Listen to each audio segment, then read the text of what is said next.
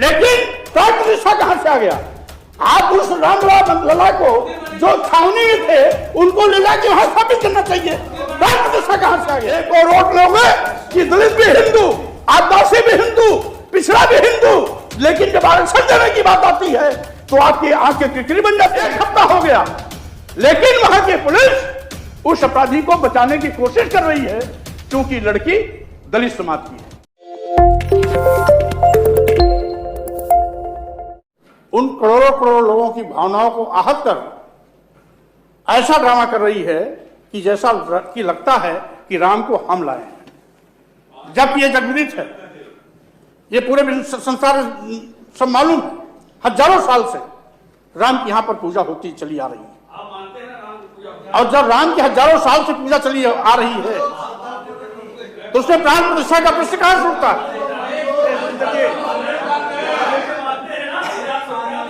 इसलिए माननीय महोदया, मैं आपके माध्यम से कहना चाहूंगा, पहले तो आप इस बात को सुनिश्चित कर लें, व्यवस्था आपकी पीठ से चलेगी या व्यवस्था सामने बैठे हुए माननीय सदस्यों की ओर से चलेगी। आपने जब बोला तो मैं सुना आपको। आप लोग जब बोलते हैं तो धैर्य से मैं सुनता हूं। आप भी तसल्ली रखो, सुनने की भी क्षमता रखो। और रही बात आप अपने महोदया, मैं आपसे कहना चाहता हूं, आप प्राण प्रतिष्ठा, वो तो भारतीय जनता पार्टी का कार्यक्रम था। वहां देश के सारे श्रद्धालु, भगवान राम को मानने वाले सारे के सारे करोड़ों करोड़ लोगों को वहां रोक दिया गया था। आयोजक भी भारतीय जनता पार्टी, मुख्य अतिथि भी भारतीय जनता पार्टी, व्यवस्था करने वाले विश्व हिंदू परिषद, आरएसएस, इन तीन के अलावा कौन था? वो कोई सांस्कृतिक कार्यक्रम नहीं था, वो कोई सरकारी भी कार्यक्रम नहीं था, वो भारतीय जनता पार्टी, आरएसएस और विश्व हिंदू परिषद का कार्यक्रम था। यहां के लोगों को रोक दिया गया, जो भगवान राम को आराध्य मानते हैं उनको रोक दिया गया। जब रामलला हजारों साल से पूजे जा रहे हैं तो अरबों खरबों रुपया खर्च करके दोबारा प्राण प्रतिष्ठा करने का औचित्य क्या था? मैं इस पर सवाल उठाता हूं। और महोदया, मैं ये भी कहना चाहता हूं, आप देश में लाखों करोड़ों नौजवान बेरोजगारी की त्रासदी झेल रहे हैं। सरकार के पास नौजवानों को नौकरी देने के लिए पैसा नहीं है। साथ ही साथ आज कई लाख की तादाद में वित्तहीन शिक्षक हैं, उनको मानदेय देने के पास लिए सरकार के पास पैसा नहीं है। शिक्षा मित्रों के मानदेय को बढ़ाने के लिए सरकार के पास पैसा नहीं है। और यही नहीं, आज 69,000 शिक्षकों की भर्ती में जिस तरह से घोटाला हुआ, माननीय हाई कोर्ट के निर्णय के बाद भी यहां तक कि पिछड़ा वर्ग आयोग, भारत सरकार यानी इन्हीं की सरकार का आयोग, जिसने उस पर कहा है कि इस पर 800 शिक्षकों की भर्ती में घोटाला हुआ, इनको तैनाती दिया जाए, आज तक तैनाती नहीं दी जा रही है। एक और ये कहते हैं, और दूसरी ओर वहीं पर राज्य शिक्षा आयोग की बड़ी वाहवाही लूटते हैं। 3 साल हो गया, उसमें चेयरमैन नहीं है, सरकार के पास पैसा नहीं है।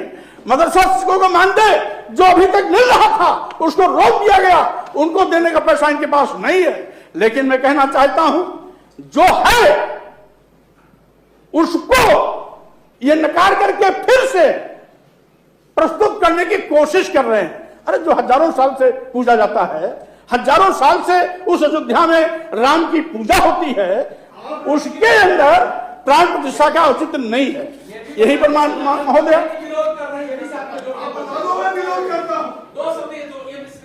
देखिए, जिस दिन माननीय सर्वोच्च न्यायालय ने मंदिर बनाने का फैसला दिया, हम सभी लोगों ने, पूरे देशवासियों ने, किसी पार्टी का रहा हो, सबने स्वागत किया था। उसी का काम हुआ। लेकिन प्राण प्रतिष्ठा कहां से आ गया? आप उस रामलला को जो छावनी में थे उनको ले जाके वहां स्थापित करना चाहिए। प्राण प्रतिष्ठा कहां से आ गया? जो पहले से पूजा जा रहा है उसको प्राण प्रतिष्ठा कहां से? क्या राम निर्जीव हो गए थे? आप ये साबित करना चाहते हैं कि भगवान रामलला निर्जीव हो गए थे, निस्तार हो गए थे? महोदया जी, कौन सी मेरी टिप्पणी आपत्तिजनक है आप बता दें, इंगित कर दें। अगर कोई आपत्तिजनक टिप्पणी है, माननीय अधिष्ठाता महोदया, माननीय अधिष्ठाता महोदया, एक मिनट, उसको मुझे बता दें। नहीं। टिप्पणी कर रहे हैं ना, प्राण प्रतिष्ठा सनातन पद्धति है। नहीं, आप कैसे आपत्ति कर सकते हैं? माननीय अधिष्ठाता महोदय। माननीय मंत्री जी ने राज्यपाल जी के भाषण का काट कर दिया है, आपको धन्यवाद देता हूं। अब महोदया, मैं आपके माध्यम से कहना चाहता हूं, इसी राज्यपाल जी के भाषण में पेज 2 पर है सबका साथ, सबका विकास और सबका सम्मान, लेकिन अब कह रहे हैं बिना भेदभाव के। लेकिन होता हो क्या रहा है, कहना कुछ करना कुछ। आज विश्वविद्यालयों में, आज उत्तर प्रदेश के सभी विश्वविद्यालयों में, सभी मेडिकल कॉलेजों में, सभी मेडिकल विश्वविद्यालयों में और सभी मेडिकल कॉलेजों में, सभी महाविद्यालयों में, सभी विश्वविद्यालयों में, सभी मेडिकल विश्वविद्यालयों में, सभी मेडिकल कॉलेजों में professor, reader, associate professor, assistant professor के पदों पर एक और विशेष के लोगों की भर्ती हो रही है, ये कह करके कि एससी, एसटी, ओबीसी के लोग उपयुक्त प्रार्थना पत्र उपयुक्त नहीं पाए नहीं गए, बिना किसी विज्ञापन निकाले इस प्रकार के नाम से आप निर्णय दे करके एक और विशेष के लोगों की भर्ती कर रहे हैं और नॉट फाउंड सुटेबल ये कह करके एससी, एसटी, ओबीसी के लोगों को सेवा से बाहर कर रहे हैं।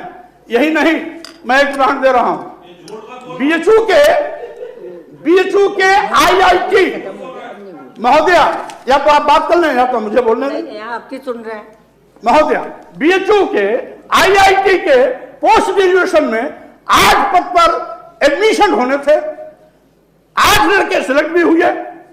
सिलेक्शन में 5वें नंबर पर एकमात्र बैकवर्ड था प्रजापति, शेष सभी फॉरवर्ड थे। 7 एडमिशन हो गए, 5वें नंबर को रिजेक्ट कर दिया गया। ये है, कहते हैं बिना भेदभाव। अरे भेदभाव तो खुल्लम खुल्ला आप कर रहे हो, आप लोगों के हाथ में धूल झोंक रहे हो। और जिस तरीके से आज एससी, एसटी, ओबीसी का आरक्षण खत्म किया जा रहा है, एक और वोट लोगे कि दलित भी हिंदू, आदिवासी भी हिंदू, पिछड़ा भी हिंदू, लेकिन जब आरक्षण देने की बात आती है तो आपकी आंखें किरकिरी बन जाते हैं, उनका आरक्षण खत्म कर देते हो। मैं कहना चाहता हूं, ये भेदभाव बंद करो। आप केवल किताब में लिख देने से भेदभाव, बिना भेदभाव के काम होगा, ये सच नहीं माना जा सकता। यही नहीं मानवा, गुरहु कतवारू सुमारू मंगरू की हैसियत क्या है? हम लोग कहां आते हैं? इस देश की राष्ट्रपति द्रौपदी मुर्मू जी को राष्ट्रपति रखते मंदिर में जाने से रोक दिया जाता है। इसके पहले रामनाथ कोविंद जी को मंदिर में जाने से रोक दिया जाता है। इसी उत्तर प्रदेश में किसी ने नहीं रोका था। इसी उत्तर प्रदेश में अखिलेश यादव जी मुख्यमंत्री थे। 2017 में जब मुख्यमंत्री आवास 5 बार खाली किए, इन्हीं लोगों ने उसको गोमत से धुलवाया था। उसके बाद गंगा जल से धुलवाने का पाप किया था। क्या बात करते हैं? अभी 2 दिन पहले मैं कौशाम्बी गया था, कोई गलत टिप्पणी नहीं हुई। इस महामहिम राज्यपाल की किताब में पेज 3 पर अपराध जीरो टॉलरेंस कह करके दिखाया गया, बड़ी वाहवाही लूटी गई कि प्रदेश अपराध मुक्त है।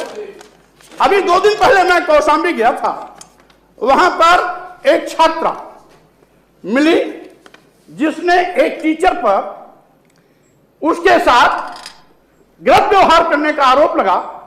एफआईआर दर्ज है, 1 हफ्ता हो गया, लेकिन वहां की पुलिस उस अपराधी को बचाने की कोशिश कर रही है, क्योंकि लड़की दलित समाज की है।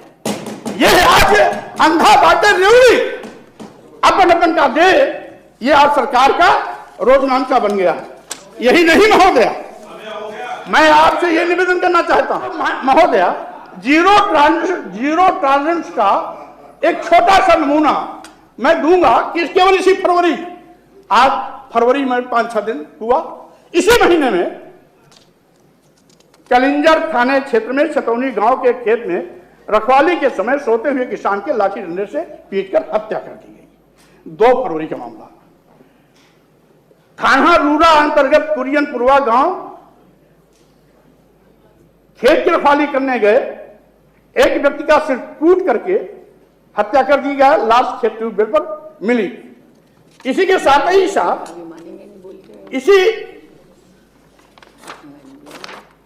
इसी फरवरी में दीवानी मामलों की न्यायाधीश ज्योत्सना राय जी शनिवार को आत्महत्या कर लेती हैं। आखिर कारण क्या है? इसी 5 फरवरी को नियाजपुर में पानी निकालने के विवाद में महिला की हत्या। माननीय स्वामी प्रसाद मौर्य जी, जैसे सबको टाइम दिया गया है वैसे आपका है, प्लीज इसका समापन करिए। इसी 2 फरवरी को बागपत जिले के साबुद्दीन को घर से बुलाकर चाकू गोदकर हत्या और पुलिस की भूमिका संदिग्ध पुलिस लीपापोती कर रही है। इसका समापन करिए। मैं फरवरी वाला बता दूं, नहीं, समापन करिए। इसी 4 फरवरी को अपने भाषण का समापन करिए। घर से लकड़ी काटने निकले महिला की लाश गंगा नदी के किनारे रेत से ढकी मिली, रेत के बाद हत्या। इसी 4 फरवरी को लखनऊ में मलिहाबाद के मोहम्मद नगर तालकेदारी गांव में जमीन के विवाद में 3 लोगों की सामूहिक हत्या।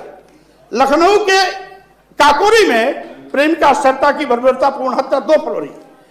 इसी पटियाली कासगंज में रेप करने के बाद गला दबा किशोरी की हत्या 5 फरवरी को। हम केवल फरवरी का उदाहरण दे रहे हैं और नहीं दे रहे हैं। इसी 6 फरवरी को गोरखपुर में शाहपुर थाना क्षेत्र के जेल बाईपास पर ऑटो चालक पिंटू पासवान की निर्मम हत्या, चेहरा भी जला दिया गया। और इसी 6 फरवरी को भावनपुर थाना क्षेत्र के छिलौरा में युवती टीसा की गला दबाकर हत्या, उपल से ढेर से जलाया लाश। इसी नोएडा में 6 फरवरी को क्रिकेट खेलते समय 9 बॉल के विवाद में युवक को पत्थर से पीटकर हत्या।